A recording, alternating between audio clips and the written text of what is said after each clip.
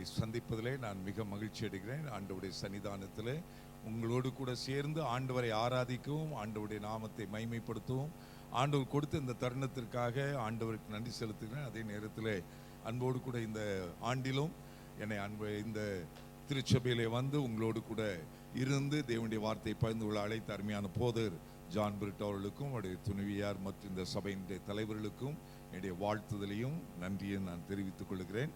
கர்த்ததாமே உங்களை ஆசிர்வதித்து வர்த்திக்க பண்ணுவாராக. ஒருவேளை உங்களில் ஒரு சிலர் என்னை அறியாதிருந்தால் ஒரு சின்ன முகவரையாய் சொன்னால், ஆண்டவருடைய கிருபையினால் 1965 ஆண்டு நான் 18 வயது இளைஞனாக இருக்கும்போது ஆண்டவர் இயேசுவை ஆண்டவர் என்னை சந்தித்தார். நான் அவரை சொந்த இரட்சகராக நான் ஏற்றுக்கொண்டேன். அந்த சமயத்திலே நான் கொடிய வியாதிப்பட்டு மரிக்கும் தருவாயிலே மருத்துவமனையில் இருந்தேன். அந்த சமயத்தில் ஒரு பிராமண சகோதரர் மூலமாக இயேசுதான் மெய்யான தெய்வம், அவர் ஒருவரே பாவத்தை மன்னிக்கிறவர், அவரே வியாதியை குணமாக்குவர் என்ற சத்தியத்தை கேள்விப்பட்ட போது ஆண்டவர் இயேசுவினுடைய ரட்சிப்பின் ஆசீர்வாதத்தை பெற்றுக்கொள்ள ஆவியான உதவி செய்தார். ஆண்டவரை சொந்த இரட்சகராக ஏற்றுக்கொண்டேன். உலகம் தரக்கூடாத சந்தோஷம் சமாதானத்தை ஆண்டவர் எனக்கு கொடுத்தார். மரண பயத்தை நீக்கினார்.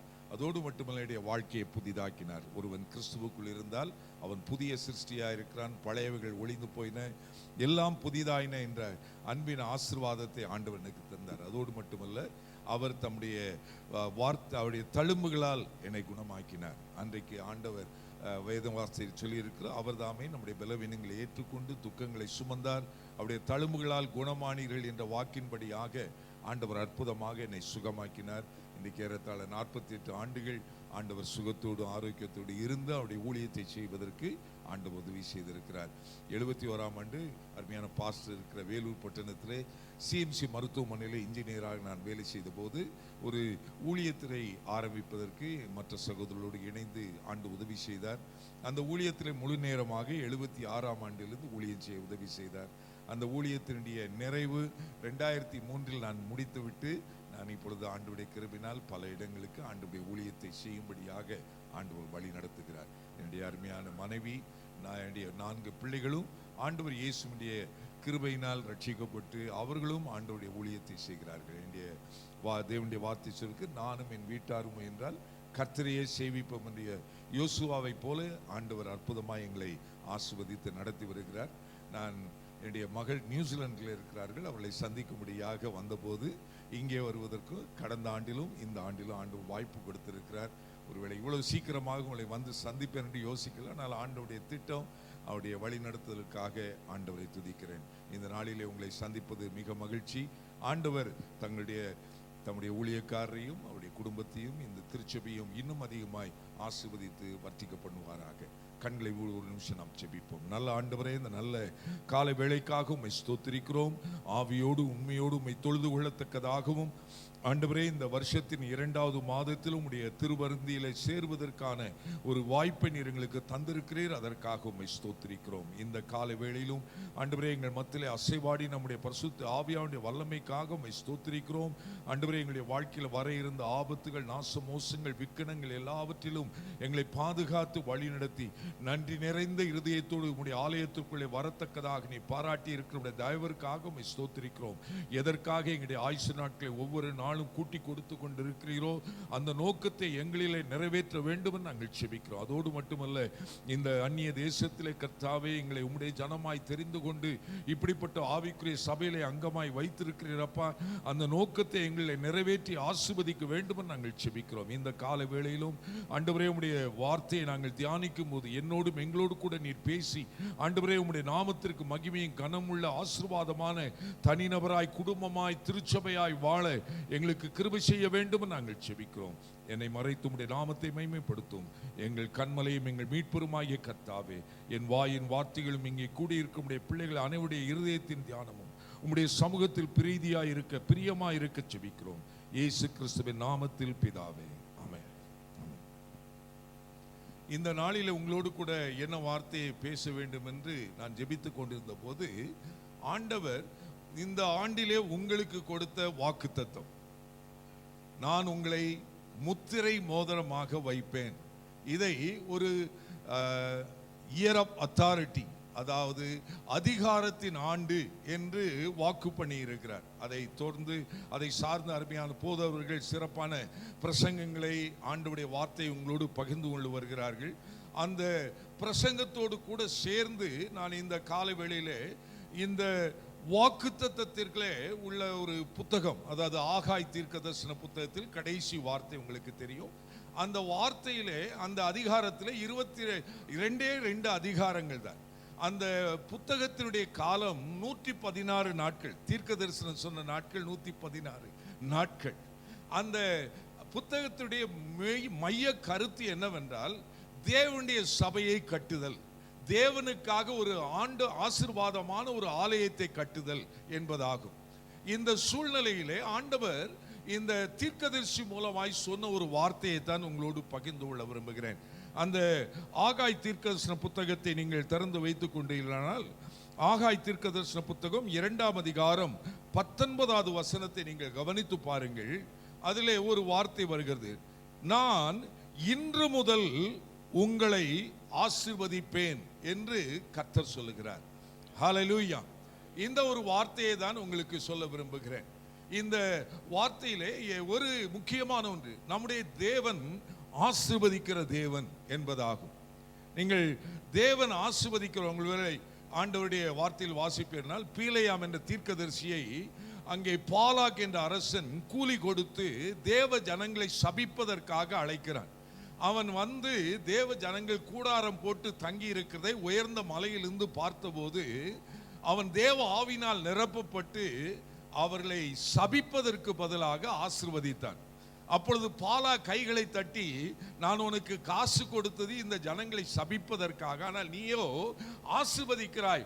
ஒருவேளை இந்த பக்கத்தில் இருந்து பார்த்து இப்படி செய்கிறாய் போல, ஆகவே இன்னொரு பக்கத்தில் வந்து நில் என்று சொல்லி இன்னொரு மலையிலே கொண்டு போய் நிறுத்தி இஸ்ரவேல் ஜனங்களை காட்டினான்.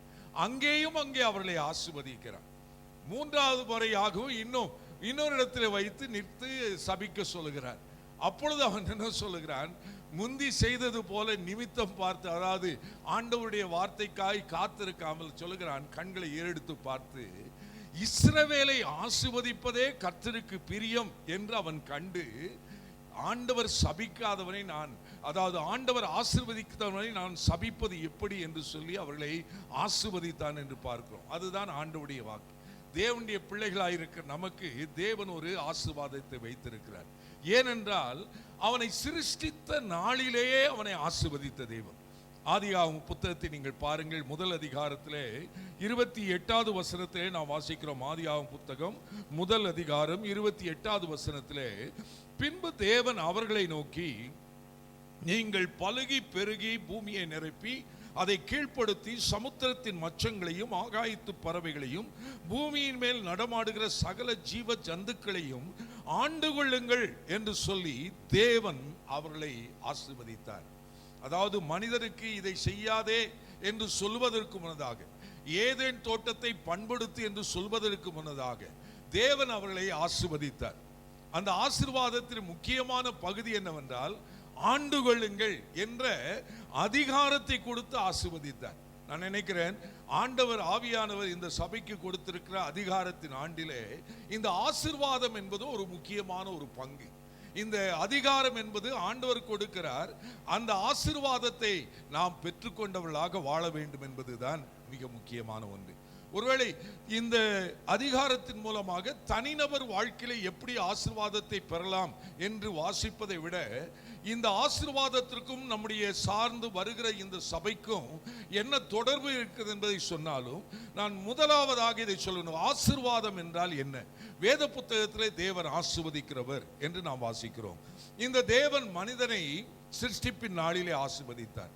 ஆனால் இந்த அதிகாரத்தையும் ஆளுகை செய்கிற பொறுப்பையும் பெற்ற மனிதன் பாவம் செய்து அவன் அந்த அதிகாரத்தை இழந்து போய் அவன் பாவத்தில் வீழ்ந்தபடியினாலே தேவன் அவனை உண்டாக்கினதற்காக விசனப்பட்டார் என்று சொல்கிறார். மனிதனை உண்டாக்கினதற்காக அவர் வருத்தப்பட்டார். அவனுடைய நினைவின் தோற்றங்கள் எல்லாம் நித்தமும் பொல்லாததே என்று கண்டு அவனை உண்டாக்கினதற்காக வேதனைப்பட்டு இவர்களை அழித்து நிக்கிரகம் பண்ணுவேன் என்று சொல்லி இன்னும் ஒரு குறிப்பிட்ட காலத்தில் 40 நாள் இரவும் பகலும் மழை பெய்ய செய்து பூமியை அழிக்க சித்தம் கொண்டார். அப்படிப்பட்ட காலத்தில் ஆண்டவருடைய கண்களிலே நோவாவுக்கும் அவனுடைய குடும்பத்திற்கும் தயவு கிடைத்தபடியினால் அவனை தெரிந்து கொண்டு அவனை பார்த்து ஒரு பேழையை உண்டு பண்ணுக்குது. கடந்த ஆண்டிலே தான், இந்த ஆண்டின் துவக்கத்தில் தான் நீங்கள் பேழை என்று சொல்கிற சிறப்பான பேழைக்குள் பிரவேசி என்ற ஒரு அருமையான நிகழ்வை நடத்தி இருக்கிறீர்கள். அதே போல முதல் அதிகாரத்தை கொடுத்த தேவன் அடுத்து பேழையை உண்டு பண்ண சொல்லி பேழைக்குள்ளே பிரவேசிக்க பண்ணி அவர்களை பாதுகாத்தார். அப்படி உலகத்தின் மக்கள், உலகத்தின் ஜீவராசிகள் எல்லாம் அழிந்த போது அந்த வேதம் சொல்லுகிறது, தேவன் நோவாவையும் அவருடைய குடும்பத்தையும் நினைவு கூர்ந்தார் என்று சொல்லி 9ஆம் அதிகாரம் முதல் அதிகாரத்திலே நோவாவையும் அவருடைய குடும்பத்தையும் கர்த்தர் ஆசீர்வதித்தார். அந்த ஆசீர்வாதத்தில் என்ன சொல்லுகிறார்? நீங்கள் பலுகி பெருகி பூமியை நிரப்புங்கள். முதலாவது சொன்னதையே தேவன் திரும்ப சொல்லுகிறார். ஆகவே பூமியை நிரப்பும்படியாய் கட்டளை பெற்ற நோவாவும் அவருடைய குடும்பத்தாரும் என்ன செய்தார்கள் என்று நீங்கள் கவனித்து வாசித்துக் கொண்டே போனால் 11ஆம் அதிகாரத்திலே அவர்கள் என்ன சொல்லுகிறார்கள்? நாம் பூமி எங்கும் ஆண்டவர் சொன்னபடி சிதறி போய் பலுகி பெருகாமல் நாம் எல்லாரும் ஒரே இடத்தில் குடியிருந்து நமக்கென்று ஒரு கோபுரத்தை கட்டுவோம், வானளாவும் கோபுரம், ஆண்டவருடைய சன்னிதானத்தை எட்டக்கூடிய அளவிற்கு போக வேண்டும் என்று சொல்லி ஆண்டவருடைய கற்பனைக்கு எதிரான ஒரு கட்டடத்தை கட்டினார்கள். தேவனாய கர்த்தர் இறங்கி வந்து அவளை பார்த்து அவருடைய யோசனை இப்படி இருக்கிறதோ என்று சொல்லி அவர்களை பார்த்து சிதறடித்தார். ஏனென்றால் அவருடைய பாசை ஒன்றாயிருந்தது, அவர்கள் எல்லாம் ஓரிடத்தில் நின்றார்கள். ஆனால் ஆண்டவருடைய விருப்பம் என்னவென்றால் உலகமெங்கும் சிதறி போக வேண்டும். இன்றைக்கு புதிய ஏற்பாட்டு திருச்சபைக்கு அதைத்தான் சொல்ல, நீங்கள் உலகமெங்கும் போய் சர்வ சிருஷ்டிக்கும் சுவிசேஷத்தை பிரசங்கம் பண்ணுங்கள். நாம் இந்த உலகத்தில் நாம் இருந்தால், எந்த இடத்தில் இருந்தாலும் இந்த உலக அளவிய நற்செய்தி பணி என்பது நம்முடைய உள்ளத்தின் பாரமாக, அதுதான் ஆண்டவருடைய விருப்பம். நாம் பரலோகத்திற்கு போகும்போது ஆண்டவர் உலகமெங்கும் இருக்கிற தேவனுடைய பிள்ளைகளை கூட்டி சேர்ப்பார். இன்றைக்கு நாம் இங்கே ஒரு சபையா இருக்கிறோம், நம்மோடு கூட நாம் அறியாத மக்கள் திரள் கூட்டமாய் உலகமெங்கும் ஆண்டவர் இயேசுவை சொந்த இரட்சகராய் ஏற்றுக்கொண்டு ஆண்டவரை ஆராதித்து ஆண்டவருக்காய் ஊழியம் செய்கிற மக்கள் இருக்கிறார்கள். அப்படிப்பட்ட ஒரு நாளுக்காக தான் ஆண்டவர் நம்மை ஆயத்தப்படுத்தி கொண்டிருக்கிறார். இந்த நோவா அதை செய்ய தவறின போது ஆண்டவர் சிதறடித்தார். ஆகவே 12ஆம் அதிகாரத்தில் நீங்கள் பார்ப்பீர்களானால் சிதறெங்கும் போகாமல் ஒரு இடத்தில் இந்த மக்களை சிதறடிப்பதற்காய் பாசைகளை தாறுமாறாக்கி 12ஆம் அதிகாரத்தில் ஒரு மனிதனை அழைக்கிறார். அவனை பார்த்து என்ன சொல்லுகிறார்? நீ உன் தேசத்தையுடைய தகப்பன் வீட்டை விட்டு நான் உனக்கு காட்டுகிற தேசத்துக்கு போ, உன்னை பெரிய ஜாதி ஆக்குவேன், உனக்குள் பூமியில் இருக்கிற வம்சங்கள் எல்லாம், in you all the families of Abraham என்று சொல்லவில்லை, all the families of the earth, பூமியில் இருக்கிற அத்தனை குடும்பங்களும் வம்சங்களும் ஆசீர்வதிக்கப்படும் என்று சொல்லி இந்த மக்கள் நோவாவும் குடும்பத்தாரும் செய்ய தவறின பொறுப்பை ஆபிரகாமுக்கு கொடுக்கிறார்.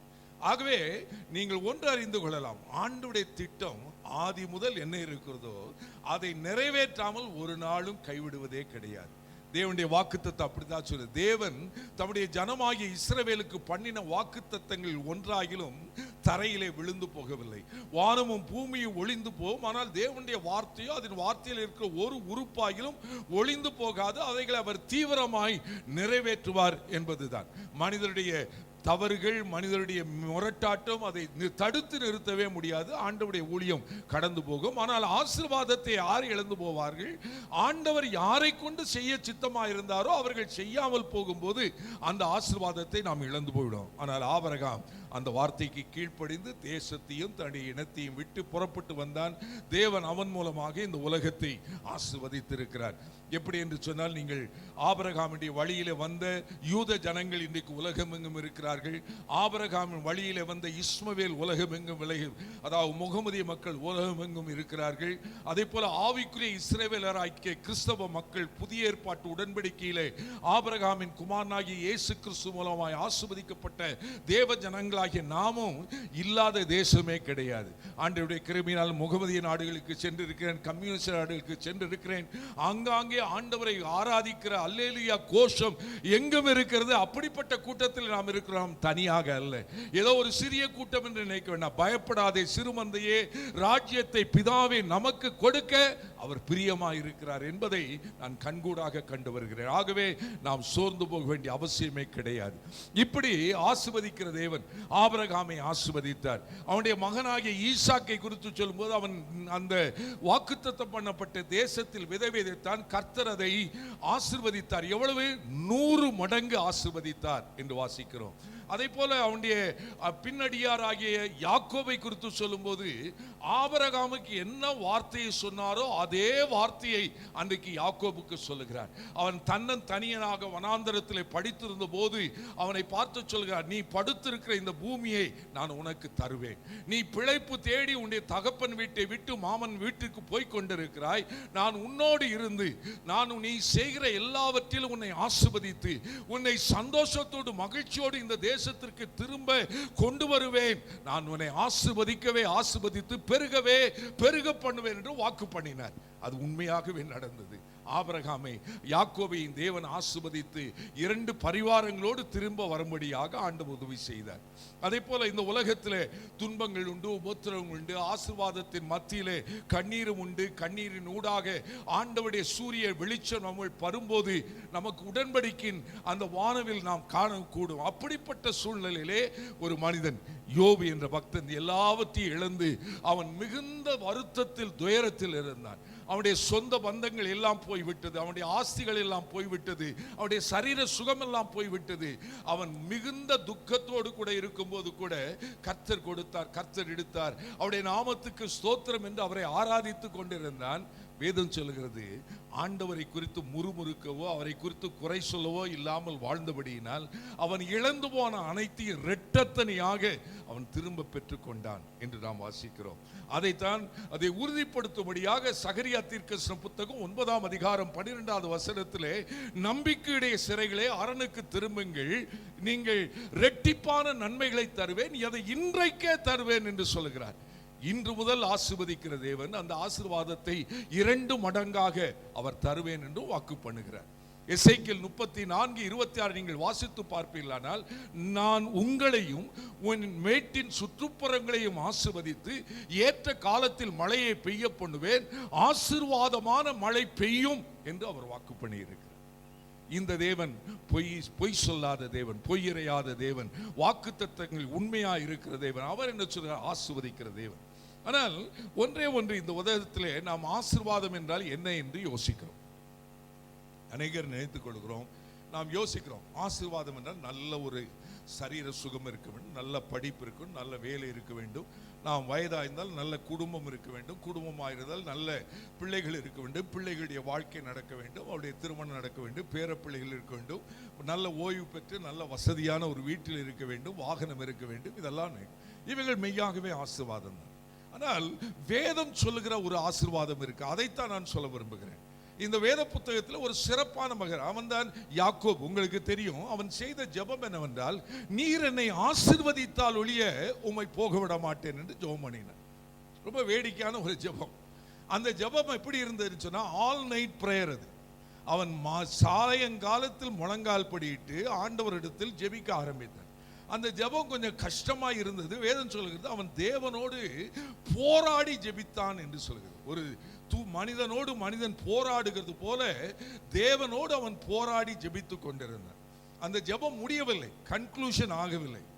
ஆண்டவர் பார்த்தார், அவருக்கே பொறுக்கவில்லை. அவர் சொன்னார், யாக்கோபை பார்த்து, யாக்கோபே, நான் இரவு முழுதும் உன்னோடு கூட இருக்கிறேன், இப்பொழுது பொழுது விடிய போகிறது, நான் போகட்டும் என்று சொல்லுகிறார். அப்பொழுதுதான் சொல்லுகிறான், இல்லை இல்லை, நான் உம்மை போக விட மாட்டேன். நீர் என்ன சொல்லுகிறான்? நீர் என்னை ஆசீர்வதித்தால் ஒழிய உம்மை போக விட மாட்டேன். நான் ஏன் இந்த வார்த்தையை எடுக்கிறேன்னு சொன்னால், இதில் தான் உண்மையான ஆசீர்வாதத்தினுடைய பாடம் இருக்கிறது. இந்த ஜெபத்தை அவன் செய்யும் போது அவன் கையிலே நான் சொன்ன இந்த உலக பிரகாரமான ஆசீர்வாதங்கள் இல்லாமல் இருந்ததினால் சொன்னானா என்றால் இல்லை, அவனுக்கு எல்லாம் இருந்தது. அந்த ஜெபத்தை ஆரம்பிக்கும் போது நீங்கள் கொஞ்சம் ஒரு சில வசனங்கள் முன்னால் போய் வாசிப்பீர்களானால், அந்த ஜெபம் ஆரம்பிக்கும் போது அவன் என்ன செய்கிறான்? தன்னுடைய குடும்பத்தை எல்லாம் அக்கறைப்படுத்தி விட்டான். அவன் சம்பாதித்த ஆஸ்திகள், ஆடு மாடுகள் எல்லாவற்றையும் அவர்களோடு கூட வேலைக்காரரோடு கூட அவளை அந்த நதிக்கு அப்புறத்திலே கொண்டு போய் விட்டுவிட்டு இவன் பின்பு தனித்து அந்த யாப்போக்கு நதிக்கரையிலே முழங்கால் படியிட்டு ஆண்டவரை பார்த்து சொல்லுகிறான், ஆண்டவரே, ஒரு நாள் எனக்கு நினைவு இருக்குது, நான் சொன்னேன் அல்லவா, நீ படுத்திருக்கிற இந்த பூமியை உனக்கு தருவேன் என்று சொன்னாரே. அந்த ஜெபத்தில் அவன் சொல்லுகிறான், ஆண்டவரே, அன்றைக்கு நான் ஜெபிக்கும் போது எனக்கு படுப்பதற்கு படுக்கை ஏதும் கிடையாது, பெட்ஷீட் கிடையாது, தலையணை கிடையாது, கல்லை தலையணையாய் வைத்து இந்த கட்டாந்தரையில் நான் படுத்திருந்தேன். அப்பொழுது என் கையிலே இருந்ததெல்லாம் ஒரே ஒரு கோல், நடந்து செல்வதற்காக ஊன்றிக்கொண்டு செல்வதற்கான ஒரு கோல். ஆகவே அவன் சொல்லுகிறான், நான் கோலும் கையுமாக இந்த ஆற்றை ஒரு நாள் கடந்து சென்றேன். ஆனால் இப்பொழுதோ சொல்லுகிறான், இப்பொழுதோ தேவரீருடைய ஆசீர்வாதத்தினால் நான் 2 பரிவாரங்களோடு கூட வந்திருக்கிறேன். the two-fold blessing, எனக்கு வேண்டிய உலக பிரகாரமான ஆரோக்கியம், சுகம், பலன், குடும்பம், எனக்கு வேண்டிய தேவைகள் அனைத்தும் நிறைவாய் இருக்கிறது. இதையெல்லாம் வைத்துக் கொண்டுதான் அவன் சொல்லுகிறான், விடமாட்டேன் நீர் ஆசீர்வதித்தால் ஒழிய என்று அவன் சொல்லுகிறான். நம்முடைய தேவன் ஜெபத்தை கேட்கிறார். ஆக அவனுக்கு சொல்லுகிறான், நான் உன்னை ஆசீர்வதிக்கிறேன்.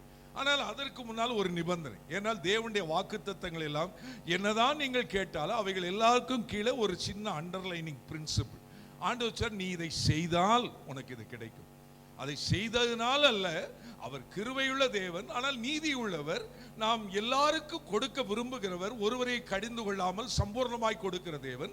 ஆனால் தாழ்மையுள்ளவருக்கு கிருபை கொடுக்கிறது போல அவர் கட்டளைக்கு கீழ்ப்படுகிற யாவருக்கு அதை கொடுக்கிறார். ஆக அவனை பார்த்து சொல்லுகிறார், யாக்கோபே, உன்னை ஆசீர்வதிக்க போகிறேன். ஆனால் அதற்கு முன்னதாக ஒரே ஒரு காரியம் என்னவென்றால், உன் பேர் என்ன என்று ரொம்ப வேடிக்கையான ஒரு சம்பாஷணை. என்றால் இரவு முழுதும் ஒரு போராடி கொண்டிருக்கிறார். அவர் ஆண்டவர், அவருக்கு எல்லாமே தெரியும். ஆண்டவர் சிருஷ்டிகர்த்தராகிய தேவன், வானத்தை பூமியை படைத்தவர், நட்சத்திரங்களை பெயர் சொல்லி அழைக்கிறவர், நம்முடைய உருவத்தை கையில் வைத்திருக்கிறவர், நம்முடைய மதில்களை தமக்கு முன்பாக வைத்திருக்கிறவர், நம்முடைய உருவம் இன்னதென்று அறிவார். இதெல்லாம் அறிந்த தேவன், அவருடைய பார்வைக்கு மறைவானது ஒன்றுமே கிடையாது, சகலமும் அவருக்கு முன்பாக வெளியரங்கமாய் நிர்வாணமாய் இருக்கிறது. அப்படிப்பட்ட தேவன் யாக்கோபை பார்த்து, இவனுக்கு தான் வாக்குத்தத்தம் கொடுத்திருக்கிறார், அவனை பார்த்துக்க, உன் பேர் என்ன என்று கேட்கிறார். அப்பொழுதுதான் யாக்கோபுக்கு உணர்வு வந்தது. என்ன யோசித்தான், ஒரு முறை இந்த பூமியிலே நான் ஒரு ஆசீர்வாதத்தை தேடி போனேன். அது என்னுடைய ஆசீர்வாதம், என்னுடைய சகோதரனுடைய ஆசீர்வாதம். தன் மூத்த சகோதரனாய் ஏசாவுக்கு என்று தகப்பன் வைத்திருந்த ஆசீர்வாதத்தை ஏசாவை போல வஸ்திரம் மாற்றி அவனுடைய வஸ்திரத்தை போட்டுக்கொண்டு, என் தகப்பனுக்கு கண் பார்வை தெரியாது, என்னுடைய தாய் சமைத்த ஆகாரத்தை கொடுத்து நான் அந்த ஆசீர்வாதத்தை வாங்கி கொள்ளலாம் என்று அவன் போனான். தகப்பன் அவனுக்கு தெய்வீக நடத்துதல் மூலமாய் பார்க்கிறான். சத்தம், யாக்கோபின் சத்தம், அவன் போட்டிருக்கிற கைகளோ அந்த உடையோ ஏசாவின் உடைகள். அப்பொழுது அவன் கேட்கிறான், நீ ஏசாதானோ என்று கேட்கிறான். அவன் சொல்லுகிறான், தன் பேரை ஏசா என்று சொல்லி அவன் ஆசீர்வாதத்தை பெற்றுக்கொண்டான். இப்பொழுது பரலோகத்தின் தகப்பன் கேட்கிறார், உன் பேர் என்ன என்று கேட்டார். அப்பொழுதுதான் உனக்கு உணர்வு வந்தது. ஆகவே இவரை ஏமாற்றி எதையும் பெற்றுக்கொள்ள முடியாது. ஆகவே தன் பேரை உண்மையாய் சொன்னான், என் பேர் யாக்கோபு, எத்தன், ஏமாற்றுக்காரன், மற்றவளை வஞ்சித்து பிழைக்கிறவன், ஏமாற்றி பிழைக்கும் என்று சொன்ன போது கர்த்தர் அங்கே அவனை ஆசீர்வதித்தார். இன்றைக்கு அருமையான தேவனுடைய பிள்ளைகளை, இந்த தேவ புத்தகத்தில் சொல்லி இருக்கிற இன்று முதல் உங்களை ஆசீர்வதிப்பேன். நம்முடைய தேவனுடைய ஆசீர்வாதம் நம்முடைய வாழ்க்கையில் வர வேண்டுமானால் ஒளிவு மறைவற்ற நேரான ஒரு வாழ்க்கை. அதைத்தான் சங்கீதக்காரன் சங்கீதம் 32:1-2 வாசிக்கிறான். எவனுடைய பாவங்களை கர்த்தர் மன்னிக்கிறாரோ, எவனுடைய அக்கிரமத்தை கர்த்தர் எண்ணாதிருக்கிறாரோ அவன்தான் பாக்கியவான். Blessed is the man whose iniquities are forgiven. யாருடைய அக்கிரமம் மன்னிக்கப்பட்டதோ அவன் தான் பாக்கியவான். இந்த உலகத்திலே நாம் எவ்வளவு படித்திருந்தாலும், எவ்வளவு வேலை வைத்திருந்தாலும், எவ்வளவு சிறந்த குடும்பம் இருந்தாலும், எவ்வளவு பிள்ளைகள், பேர பிள்ளைகள், வசதிகள் என்று இருந்தாலும், ஆண்டவர் இயேசுவை அறிகிற அறிவுக்குள்ளே நாம் வராமல், ஆண்டவரை சொந்த இரட்சகராய் ஏற்றி என் பாவத்தை இயேசு மன்னித்திருக்கிறார், நான் புது சிருஷ்டியாய் மாற்றப்பட்டிருக்கிறேன், என் பேர் ஜீவ புஸ்தகத்தில் எழுதப்பட்டிருக்கிற நிச்சயத்தை நான் உடையவனாய் இல்லாமல் போனால் நான் ஆசீர்வாதத்திற்கு அந்நியனாய் இருக்கிறேன். ஒருவேளை கடினமான வார்த்தையை சொன்னால் நான் சபிக்கப்பட்டவனாய் இருக்கிறேன். ஆண்டவர் ஒரு நாள் வருவார், அன்றைக்கு பிதாவினால் ஆசீர்வதிக்கப்பட்டவர்கள் என்னோடு கூட பரலோகத்திற்குள்ளே பிரவேசிங்கள் என்று சொல்கிற ஆசீர்வாதமான ஒரு வாக்கியம். நாம் ஆண்டவருடைய பிள்ளைகளாய் அவருடைய அடியவராய் அவர் எதை விரும்புகிறாரோ, எதற்காக இந்த உலகத்திற்கு ஒரு இரட்சகராக வந்தாரோ, நாம் இன்றைக்கு அனுசரிக்க போகிற இந்த திருவிருந்து அப்பமும் ரசமும் இது எதை குறிக்கிறது? நமக்காய் அவர் அடிக்கப்பட்டார். நான் செய்த பாவத்திற்காக நான் அடைய வேண்டிய தண்டனை ஆண்டவர் இயேசு சிலுவையிலே அதை எனக்காய் செய்தார். நான் கைகளினால் செய்த பாவத்திற்காக என் கைகளில் ஆணி அடிக்கப்பட வேண்டும். கால்களினால் நான் போகக்கூடாத இடங்களுக்கு போனதற்கு என் கால்களில் ஆணி அடிக்கப்பட வேண்டும். ஆனால் அவர் தம்முடைய கால்களில் ஆணி அடித்து நன்மை செய்கிறவராய் சுற்றி திரிந்த அவர் கால்களில் ஆணி அடிக்கப்பட்டவராய் விழாவிலே சிந்தான் இருதயத்தில் சிந்தித்த தீமையான நினைவுகளுக்காக, மனதிலே நினைத்த அசுத்தமான எண்ணங்களுக்காக நாம் முள்முடி சூட்டப்பட வேண்டும். விழாவிலே ஈட்டினால் குத்தப்பட வேண்டிய நாம், நமக்கு பதிலாக ஆண்டவர் இயேசு அந்த காயத்தை ஏற்றுக்கொண்டு இருக்கிறார். எதற்காக? உங்களை என்னையும் மன்னித்து அவருடைய பிள்ளைகளாய் மாற்றி இந்த ஆசீர்வாதத்திற்கு நாம் பாத்திரராய் பங்காளிகளாய் அவரோடு கூட பந்தி இருக்கும்படியாய் அழைத்திருக்கிறார். இதோ வாசற்படியில் நின்று தட்டுகிறேன், ஒருவன் என் சத்தத்தை கேட்டு கதவை திறந்தால் நான் அவனுள் பிரவேசித்து அவனோடு போஜனம் பண்ணுவேன், அவனும் என்னோடு கூட போஜனம் பண்ணுவேன் என்று அன்போடு கூட அழைக்கிறார். அருமையான தேவனுடைய பிள்ளைகள், இந்த ஆசீர்வாதத்தை நாம் பெற்றுக்கொள்ளாமல் என்ன ஆசீர்வாதங்கள் வைத்திருந்தாலும் அவைகள் எல்லாம் அனித்தியமானவைகள், அழிந்து போகும். ஒரு நாள் இவைகளெல்லாம் விட்டுவிட்டு நாம் போக முடியும். இந்த உலகத்திற்கு வரும்போது யோபு சொல்லுகிறான், நிர்வாணியாய் வந்தேன், நிர்வாணியாய் நான் போக போகிறேன். இந்த உலகத்திலிருந்து நாம் ஒன்றும் கொண்டு போவதில்லை, கொண்டு வந்ததுமில்லை, கொண்டு போக போவதுமில்லை. அப்படிப்பட்ட நிலையற்ற வாழ்க்கையிலே நிலையான ஒரு ஆசீர்வாதம், என்றென்றும் ஆண்டவரோடு வாழ்கிற ஒரு ஆசீர்வாதம் இந்த உலகத்திலே 1965 ஆண்டு 18 வயது இளைஞனாய் இருக்கும்போது எனக்கு கொடுத்த அந்த சந்தோஷம், சமாதானம், இந்த 48 ஆண்டுகள் நல்லவராகவே இருக்கிறார்.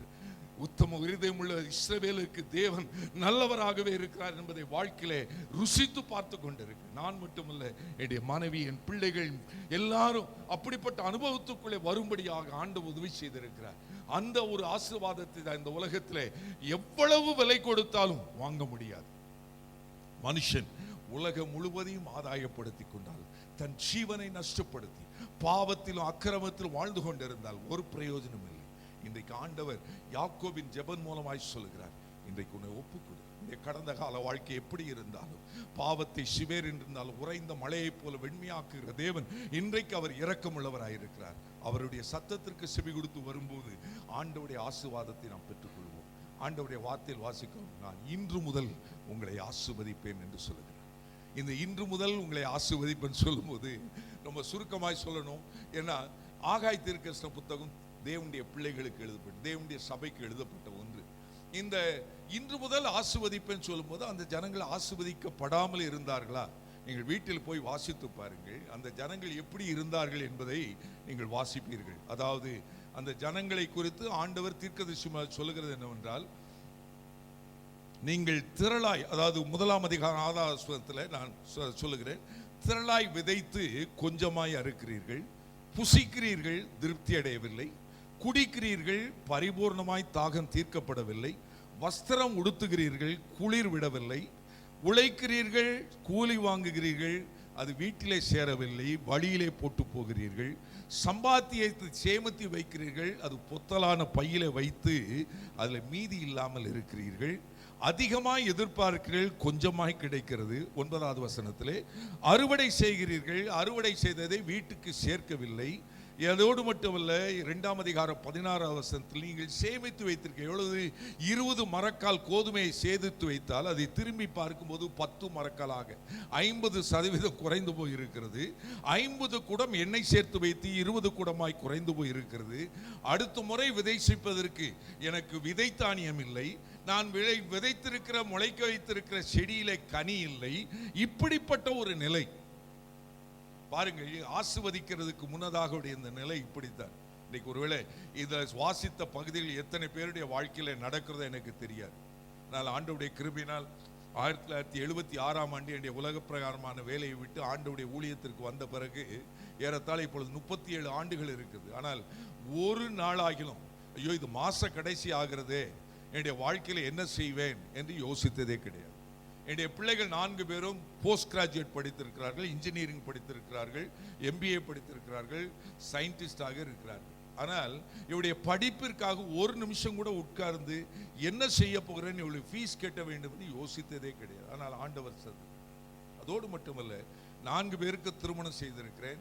அவர்கள் பல இடங்களில் இருக்கிறார்கள். அந்த காரியத்தை செய்வதற்கு ஒன்று யோசித்ததே கிடையாது. காரணம் என்றால் என்னுடைய தேவன் 5 அப்பம் 2 மீன்களை ஆசீர்வதித்தவர். 5000 பேருக்கு கொடுக்கத்தக்கதாகவும் மீதி எடுக்கவும் ஆண்டவர் உதவி செய்தார். நீயோ கடன் வாங்காது இருப்பாய், கடன் கொடுப்பாய் என்று ஆண்டவர் சொன்னார். இந்த வார்த்தை நிறைவேறுதலை என்னுடைய வாழ்க்கையில கண்டிருக்கிறேன். அதோடு மட்டுமில்லை, இங்கே என்ன வாசிக்கிறோம் சொன்னால், அங்கே ஆண்டவர் இது இப்படிப்பட்ட நிலைக்கு காரணம் என்னவென்றால், வானம் பனியை கொடுக்காது, 1ஆம் அதிகாரம் 10ஆம் வசனம், பூமி நிழலை கொடுக்க பலனை கொடுக்காது, நிலத்தின் மேலே அதாவது மலைகளின் மேலே வறட்சியை கட்டளையிடுவேன், தானியத்தின் மேலே வறட்சி வரும், திராட்சரசத்தின் மேல் வறட்சி வரும், எண்ணெயின் மேல் வறட்சி வரும், பூமியில் விளைகிற யாவற்றின் மேலும் வறட்சி வரும், மனுஷரின் மேலும் வரும், மிருகங்களின் மேலும் கைப்பாடுகள் அனைத்திலும் வறட்சி வரும் என்று சொல்லி, எப்படி இப்படிப்பட்ட ஒரு நிலையை ஒரு 2 அதிகாரத்தில் ஒருவேளை தீர்க்கதரிசியை கொண்டு ஆசீர்வாதமான சந்தோஷமான வார்த்தையை சொல்றதுக்கு பதிலா ஆண்டவர் சொல்றார், இதெல்லாம் நான் உங்களுக்கு கட்டளையிட்டேன் என்று சொல்றார்.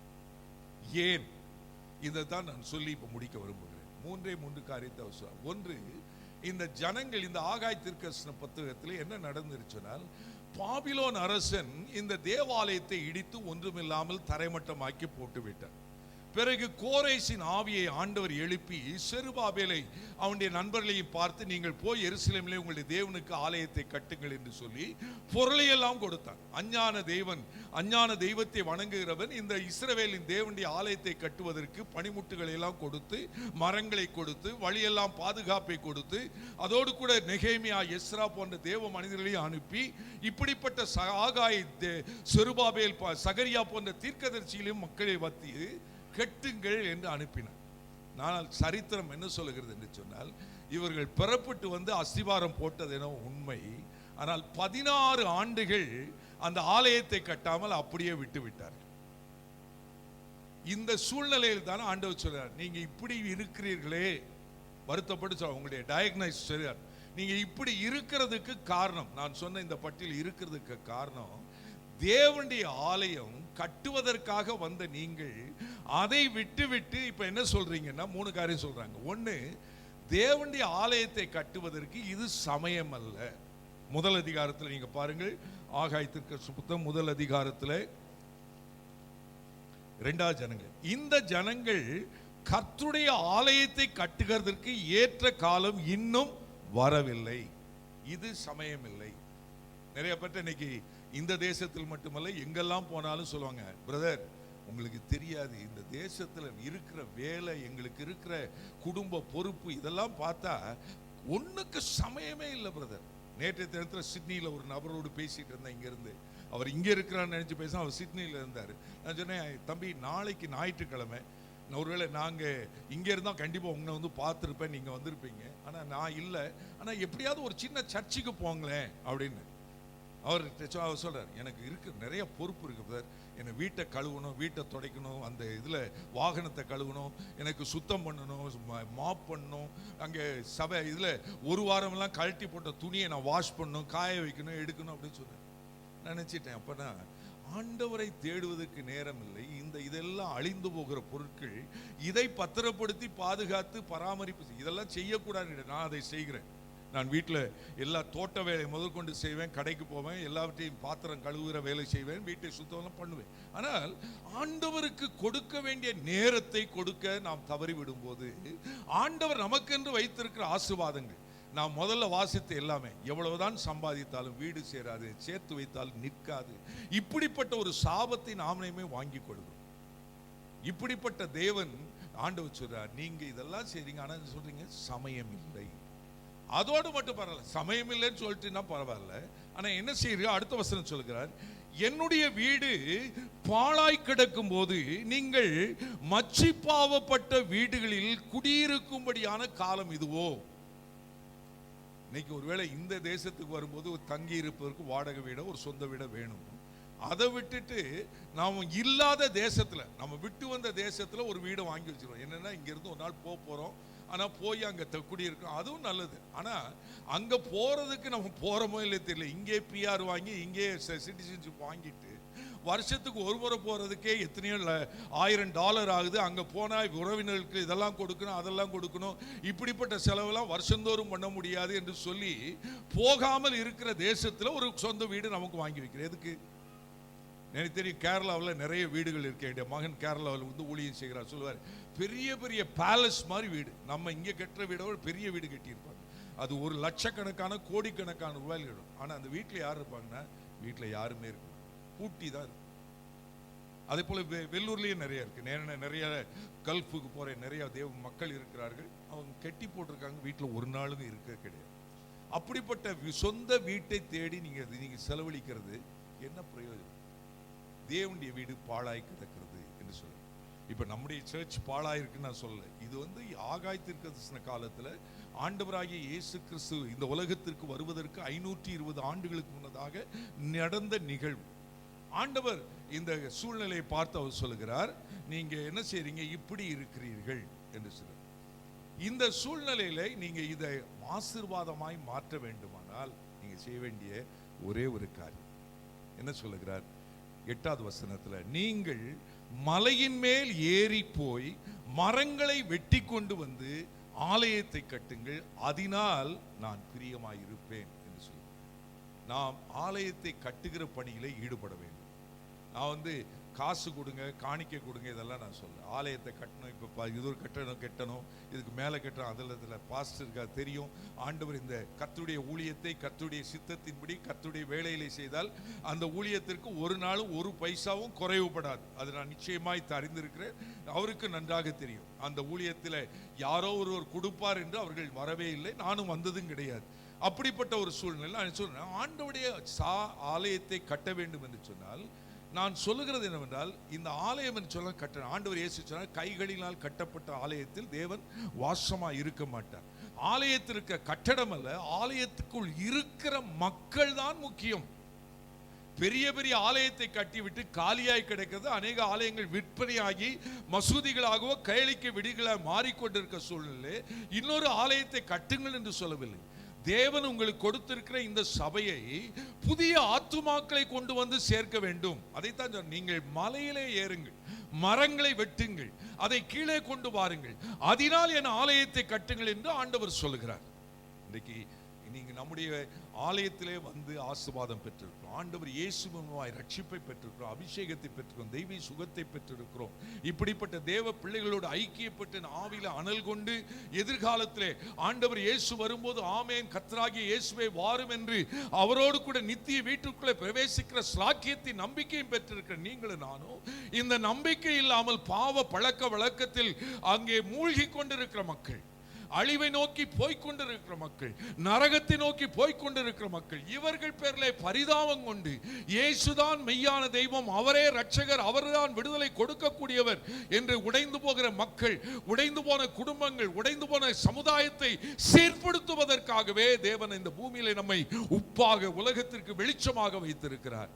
இதை நான் மறந்து எனக்கு என்ன கிடைக்கும் என்று ஆலயத்திற்கு வந்தால் இதுதான் நம்முடைய வாழ்க்கை ஆசீர்வாதமாக இருக்காது. நமக்கு நாமே சாபத்தையும் ஆண்டவருடைய கோபாக்கினை நாம் பெற்றுக்கொள்வோம். ஆனால் ஆண்டவர் அப்படிப்பட்டவரே அல்ல. ஆண்டவருக்கு ஊழியம் செய்யும் போது ஆண்டவருக்காக நாம் ஏதோ ஒன்றை செய்தால், பிரசங்கம் பண்ணால் ஊழியம் என்று கிடையாது, இல்லாவிட்டால் இப்படிப்பட்ட பெரிய ஒரு சபை நடத்தினால்தான் என்று கிடையாது. நமக்கு இந்த கொடுத்திருக்கிற வாய்ப்பிலே ஆண்டவர் எனக்கு இந்த நன்மை செய்தார், உங்களுக்கு செய்வார், வந்து பாருங்க, அவ்வளவுதான் சொல்ல வேண்டியது. வந்து பார், நான் மேசியாவை கண்டேன், அவர்தான் மேசியாவா என்று நீயே வந்து பார். நான் நல்லவர் என்று ருசித்திருக்கிறேன், நீ வந்து ருசித்து பார் என்று சொல்லும்படியாகவே உங்களை வைத்திருக்கிறார். ஆண்டவர் லேகியோன் பிசாசு பிடித்த மனிதனை பார்த்து சொல்லுகிறார். அவன் சொல்லுகிறான், ஆண்டவரே நான் உம்மோடு கூட வந்துடுறேன், உம்மோடு கூட இருந்தால் எனக்கு ரொம்ப சந்தோஷம், எனக்கு பிசாசு தொந்தரவே இருக்காது, வியாதி இருக்காது என்று அவன் கேட்கிறான். ஆண்டவர் சொல்றார், இல்லப்பா ஏன் கூட வர வேண்டாம், நீ உன்னுடைய வீட்டிற்கு போ, உன்னுடைய இனத்தாருக்கு கர்த்தர் உனக்கு செய்ததை சொல் என்று சொல்லுகிறார். இன்னைக்கு எத்தனை பேர் வந்திருக்கிறோம், எத்தனை பேர் கணவன் மனைவியாய் வந்திருக்கிறோம், எத்தனை பேர் பெற்றோர் பிள்ளைகளாய் வந்திருக்கிறோம் உங்களுக்கே தெரியும். ஏன் அவர்கள் வரவில்லை? ஏன் அவர்கள் வரவில்லை? ஆண்டவர் சொன்னார், எருசலேமில் சாட்சியா இருக்க வேண்டும், நம்முடைய குடும்பத்தில் சாட்சியா இருக்கணும். இன்னைக்கு இந்த ஆலயத்துக்கு வாருங்கள், நான் போகிற சபைக்கு வாருங்கள் என்று சொல்லி நீங்க கூப்பிட்டு அவங்க வரலன்னு சொன்னா, ஒன்று உங்களிடத்தில் ஒரு குறை இருக்க வேண்டும். அதுதான், சபையிலே குறை கிடையாது, சபை என்றைக்கும் போல நடந்து கொண்டே இருக்கு. ஆராதனை இருக்கிறது, சாட்சி இருக்கிறது, ஜெபம் இருக்கிறது, பிரசங்கம் இருக்கிறது. நல்ல காரியத்தை யாரோ போய் நீங்க தீமை செய்யுங்க, உங்க சகோதரரை செல்லாவிட்டால் உங்க பெற்றோரை பகைத்துக் கொள்ளுங்க என்று சொன்னவே கிடையாது. அன்பு கூறுங்கள் என்று சொன்னார். ஆனால் நம்முடைய வாழ்க்கை சீர்படாமல் இருந்தால் அவர்கள் வரமாட்டார். ஆகவே இன்றைக்கு ஆண்டவருடைய சபையை கட்ட வேண்டுமானால் முதலாவது உங்கள் குடும்பத்திற்கு உங்கள் சாட்சியை சரிப்படுத்துங்கள். நீங்கள் வேலை செய்கிற இடத்தினுடைய வார்த்தை, உங்களுடைய நடவடிக்கைகள், உண்மை, டிரான்ஸ்பரன்சி, இன்டெகிரிட்டி, நேர்மை, இவையெல்லாம் உண்மையா இருந்தால் உங்களோடு வேலை செய்கிற மக்கள் எப்படி நீங்க அதை சந்தோஷமா வேலை செய்றீங்க, ஓபி அடிக்காம உங்க கொடுத்த நேரத்தில் எல்லாத்தையும் முடித்து கொண்டு போகிறீர்களே எப்படி என்று கேட்பார்கள். நீங்கள் சாட்சி சொல்ல முடியும். தானியேல் அப்படிப்பட்ட ஒரு மனிதனாய் இருந்தான். யோசேப்பு அப்படிப்பட்ட ஒரு மனிதனாய், வேலையிலே உண்மை உள்ளவனாய் இருந்தால் உங்களை பார்த்து ராஜாக்கள் கூட வருவார்கள். உங்க பாஸ் கேட்பார், எப்படி அப்பா நீ இருக்கிறாய், உன்னை கஷ்டப்படுத்த எவ்வளவு வேலை கொடுக்கிற, ஆனால் நீ சந்தோஷமாய் செய்கிறாயே என்றால் ஆண்டவருடைய பிள்ளையாய் இருக்கிறது ஒரு பெரிய சந்தோஷம், பாக்கியம். அதே போல வாழ்ந்து கொண்டு இருக்கிற இடத்துல நம்மை சுற்றி எத்தனையோ மக்கள் வருகிறார்கள், போகிறார்கள். சமயத்தில் பாசு வீட்டில் இருக்கும்போது பக்கத்தில் ஒரு 4 பில்டிங் தள்ளி ஒரு குடும்பம் வந்தது. அவங்க சொன்னாங்க, பாஸ் யாரோ புது குடும்பம் வந்திருக்கிறாங்க அப்படின்னோடனே அன்றைக்கு அவர்கள் இறங்கி பொருளை வைப்பதற்குனால அவங்கள நேரம் பார்த்து, ஐயா எங்கேருந்து வந்திருக்கேன், குட் ஈவினிங், எங்கள் இடத்துக்கு வரீங்க, பகுதிக்கு வந்திருக்கிறீங்க, உங்களை வாழ்த்துகிறேன் என்று சொன்னோன்னே அவங்களுக்கு ஒரே சந்தோஷம். அவர் கிறிஸ்டியனே கிடையாது, ஆனாலும் இவர்கள் நேர சந்தித்து உறவும் கிடையாது, ஆனால் அவர் கூப்பிட்டு விசாரிக்கும் போது அவருடைய மலர்ச்சி. இன்றைக்கு அப்படிப்பட்ட ஒரு உறவை உண்டாக்கி கொள்வதற்காக தான் ஆண்டவர் உங்களுக்கு பல இடங்களே பிரித்து வைத்திருக்கார். ஒரே இடத்துல வைத்திருக்கவில்லை, பல இடங்களில் வைத்திருக்கார். எதற்கு? அவர்களையும் இந்த ஆண்டவர் அன்பினால் கவர்ந்து எழுப்பதற்காக. அதைத்தான் இந்த உலகத்தில் செய்கிறார். இந்த ஜனங்கள் அதை செய்ய மனதாக இருந்தபோது தேவன் சொல்லுகிறார், அந்த ஜனங்களுடைய தலைவர்கள், கவர்னர் ஆஃப் த பீப்புள், செருபாபேலுக்குள்ளே ஆவியை எழுப்பி அவனையும் எழுப்ப செய்தார். அதே போல அந்த தேசத்தில் அந்த மக்களுக்கு ஆசாரிய ஊழியம் செய்த யோசுவாவின் ஆவியை எழுப்பினார். அந்த இடத்தில் இருந்த ஜனங்களுடைய எல்லாருடைய மனதை ஏவி எழுப்பி உற்சாகமாய் செய்ய ஆரம்பித்தார். அதோடு மட்டும் சொல்கிறார், நீங்க இதை செய்யும் போது நான் உங்களோடு கூட இருப்பேன், என்னுடைய ஆவி உங்களோடு கூட இருக்கும். ஐயோ இவ்வளவு பெரிய வேலை, இதுக்கு எங்க பணம் என்று யோசிப்பீர்களா? வெள்ளியும் பொன்னும் என்னுடையது என்று சொல்லுகிறார். இப்படிப்பட்ட ஒரு ஆலயத்தை கட்டளை எதற்கு என்று சொன்னால், நான் அங்கே இருப்பேன், நான் அங்கே இருப்பேன். முந்தின ஆலயத்தின் மகிமையை காட்டிலும் பிந்தின ஆலயத்தின் மகிமை பெரிதாயிருக்கும் என்று சொன்னார். இந்த ஆலயத்திற்குள்ளே சகல ஜனங்களாலும் விரும்பப்படத்தக்கவர் வருவார் என்று சொன்னார். தெரியுமா உங்களுக்கு? இந்த ஆலயத்தில் நம்முடைய ஆண்டவராகிய இயேசு பாலகனாய் பிரதிஷ்டை செய்யப்பட்டார். இந்த ஆலயத்தில் தான் ஆண்டவராகிய இயேசு தன்னுடைய வேதபாரர்கள் அந்த வேத பல்லுநர்களோடு கூட உட்கார்ந்து வேத வாக்கியங்களை கற்றுக்கொண்டார். இந்த ஆலயத்தில் தான் எழும்பி அவர் பிரசங்கம் பண்ணினார். சாலமோனிலும் பெரியவர், இந்த தேவ ஆலயத்திலும் பெரியவர் என்று சொல்லி அவர் தன்னை பிரசங்கப்படுத்தி அவங்க வெளிப்படுத்தினார். அதைத்தான் சகல ஜனங்களாலும் விரும்பப்படத்தக்கவர் அங்கே வருவார். வேற எந்த ஆலயத்திலும் ஆண்டவர் இயேசு தேவகுமாரன் சரீரப்பிரகமாய் பிரவேசித்ததே கிடையாது. இந்த செருபாபேல் கட்டின இந்த ஆலயத்திலே நம்முடைய ஆண்டவராகிய இயேசு மாம்சமும் ரத்தமும் உடையவராய், அற்புதங்களை செய்கிறவராய், தேவ வார்த்தைகளை தைரியமாய் பிரசங்கித்து அற்புதங்கள் அடையாளங்கள் செய்த ஒரு மகத்துவமான ஒரு செயல். அதுதான் முந்தின ஆலயத்தின் மகிமையை காட்டிலும் பிந்தின ஆலயத்தின் மகிமையாயிருக்கும். பின்னால் இந்த ஆலயம் இடிக்கப்பட்டால் இன்றைக்கு தேவன் நம்மையே ஆலயமாய் கட்டி இருக்கிறார். நீங்களே அந்த ஆலயம், பரிசுத்த ஆவியானவர் தங்கி தாபரிக்கிற தேவனுடைய ஆலயம் நீங்கள் தான். இந்த ஆலயத்தை நீங்கள் கட்டுவதற்கு ஒருவேளை தேவனுடைய ஆலயத்தை கட்டுறதுக்கு ஆட்களை கொண்டு வாருங்கள் என்று சொல்கிற அதே நேரத்தில் உங்களுடைய தனிப்பட்ட வாழ்க்கையில இருக்கிற தேவ பலிபீடத்தை கட்டி உங்கள் குடும்பத்திலே தேவனுக்கு ஆராதனை செய்து தேவ மக்களை தேவ பக்தியுள்ள சந்ததியாய் நீங்கள் வாழ வேண்டும் என்பதுதான் ஆண்டவருடைய பெரிய சித்தம். முதல் அந்த அழைப்பில் ஆண்டவர் சொன்னார், நான் நீங்கள் பழுகி பெருகி பூமியை நிரப்புங்கள் என்று சொன்னாரே, அதே தேவன் அந்த தீர்க்கதரிசன புத்தகம் மல்கியாவில் வரும்போது சொல்லுகிறார், ஏன் ஒருவனை படைத்தார், ஏன் அவனுக்கு இப்படிப்பட்ட ஆவியை கொடுத்தார், ஏன் அவனுக்கு இப்படிப்பட்ட ஒரு ஆசீர்வாதத்தை கொடுத்தார் என்று சொன்னால், தேவ பக்தி உள்ள சந்ததியை பெரும்படிக்குத்தானே அவன் ஒருவனைத்தான் படைத்தார். ஏன் ஒருவனை படைத்தார்? தேவ பக்தி உள்ள சந்ததியை பெரும்படிக்கு. இன்றைக்கு நான் மட்டுமல்ல, நானும் என் கர்த்தர் கிருபையாய் கொடுத்த பிள்ளைகளும் ஆண்டவர் இயேசுவை மைமைப்படுத்துகிற சாட்சிகளாய் இந்த பூமியில வாழ வேண்டும். அதற்காகவே ஆண்டவர் அழைத்திருக்கிறார். இந்த திருவிருந்திலே இன்றைக்கு நாம் சேரும்போது ஆண்டவரே இந்த ஆலயத்தை கட்டுவதற்கு நான் மட்டுமல்ல, மீதி இருக்கிற அப்பத்தையும் ரசத்தையும் சாப்பிட்டு குடிப்பதற்கு அநேகம் தேவ பிள்ளைகள் வரத்தக்கதாக ஆண்டவரே என்னை ஒப்புக் கொடுக்கிறேன். போதகர் மட்டுமல்ல, இந்த சபையின் தலைவர்கள் மட்டுமல்ல, இந்த சபையிலே வந்து ஆசீர்வாதத்தை பெற்றுக்கொள்கிற தேவனுடைய வார்த்தையை கேட்கிற நானும் தேவ ஊழியத்தை செய்வேன், என்னால் இயன்றபடி சாட்சி கொள்வேன், அவளை அழைத்து கொண்டு வந்து சொல்லி தீர்மானம் எடுப்பீர்களானால் தேவன் சொல்கிறார், இன்று முதல் உங்களை ஆசீர்வதிப்பேன். கண்களை மூடி ஜெபிப்போம். ஹல்லேலூயா, ஹல்லேலூயா. கர்த்தாவே உம்மை ஸ்தோத்திரிக்கிறோம். ஆண்டவரே உம்முடைய வார்த்தையை உம்முடைய ஜனங்களுக்கு சொல்லி இருக்கிறோம். ஆண்டவரே உம்முடைய பிள்ளைகள் ஆண்டவரே கேட்ட வார்த்தைகள் அவளுக்கு 1, 30, 60, 100 பலன் கொடுக்கத்தக்கதாக ஆண்டவரே உம்முடைய ஆகாரத்தை ஆண்டவர் இந்த அந்த வார்த்தைகளை பரிசுத்த ஆவியானவர் முத்திரை போட்டு ஆண்டவரை நீர் பாய்ச்சி நீர் விளைய செய்ய வேண்டும் நாங்கள் ஜெபிக்கிறோம். ஐயா ஆண்டவரே இந்த பட்டணத்தில் இப்படிப்பட்ட ஒரு சபையை வைத்திருக்கிறீரப்பா. இந்த சபையின் மூலமாக இந்த தேசம் சந்திக்கப்படத்தக்கதாக, இந்த தேசத்தில் இன்னும் அநேக மக்கள் உமக்கு உண்டு ஆண்டவரே, அவர்களும் பேழைக்குள்ளே வரத்தக்கதாக, அவர்களும் உம்முடைய அடியவர்களாய் மாறத்தக்கதாக ஆண்டவரே இந்த நீர் ஆயத்தம் பண்ணி இருக்கிற இந்த திருவிருந்து மட்டுமல்ல ஆண்டவரே, பரலோகத்தில் ஆயத்தம் பண்ணி இருக்கிற ஆண்டவரே அந்த பெரிய மாளிகைக்குள்ளே அவர்கள் வந்து சேரத்தக்கதாக கர்த்தர் அனுக்கிரகம் செய்ய வேண்டும் நாங்கள் ஜெபிக்கிறோம். இதுவரை ஏனோதானோ என்று வாழ்ந்த வாழ்க்கைக்காக ஆண்டவரே, காலம் காலம் என்று சொல்லி சுயநலமாய் வாழ்ந்த ஆண்டவரே வாழ்க்கைக்காக மன்னிப்பு கேட்கிறோம். எங்கள் பாவங்களுக்கு மன்னியும் ஆண்டவரே. உம்மை நேசித்து உம்முடைய வழியில் நடந்து உம்முடைய ஊழியத்தை செய்ய எங்களுக்கு கிருபை தாரும். குறைகளையும் குற்றங்களையும் மன்னியும். இந்த அருமையான சபையும் ஆண்டவரே, சபையின் மக்களை நீர் ஆசீர்வதிப்பீராக. இன்றைக்கு என்னென்ன தேவைகளோடு உம்முடைய பிள்ளைகள் வந்திருக்கிறார்கள் அப்பா, அவருடைய தேவைகளை சந்தித்து அற்புதங்கள் செய்வீராக. ஆவிக்குரிய வாழ்க்கையில் ஒரு புதிய மறுமலர்ச்சி உண்டாவதாக. அவர்களுடைய வளர்ச்சிக்கு தடையாயிருக்கக்கூடிய அசுத்தமான பாவ பழக்க வழக்கங்களிலிருந்து ஒரு விடுதலை கொடுப்பீராக. குடும்பங்களில் ரட்சிக்கப்படாத மக்கள் ஆண்டவரே உம்முடைய பிள்ளைகளுடைய நடவடிக்கைகள் வார்த்தைகள் இவைகளை கண்டு ஆண்டவரே உம்முடைய பக்கம் திரும்பத்தக்கதாக இவருடைய வாழ்க்கை ஒரு உப்புள்ளதாய் சாரமுள்ளதாய் ஆண்டவரே வெளிச்சமாய் மாற்ற வேண்டும் நாங்கள் ஜெபிக்கிறோம். ஆண்டவரே, ஒருவேளை இன்றைய இரவு இந்த காலை வேளையிலும் சுகவீனமாய் பலவீனமாய் உம்முடைய பிள்ளைகள் வந்திருந்தால் உம்முடைய தெய்வீக வல்லமையின்படி சங்கீதம் 107:20 சொன்னபடி உம்முடைய வார்த்தையை அனுப்பி அவளை குணமாக்கி அற்புதம் செய்வீராக. உம்முடைய காயப்பட்ட கரத்தில் ஒப்புக் கொடுக்கிறோம். அருமையான போதகரையுடைய துணைவியாரையும் அருமை பிள்ளைகளுடைய காயப்பட்ட கரத்தில் ஒப்புக் கொடுக்கிறோம். இந்த ஊழியத்தில் தோளாய் நிற்கிற மக்களையும் நீர் ஆசீர்வதித்து பலப்படுத்தி பயன்படுத்துவீராக. நடந்து வழி நடத்தும் கிருபை கூட இருக்கட்டும். இயேசு கிறிஸ்துவின் நாமத்தில் ஜெபிக்கிறோம் ஜீவனுள்ள நல்ல பிதாவே, ஆமென். நன்றி.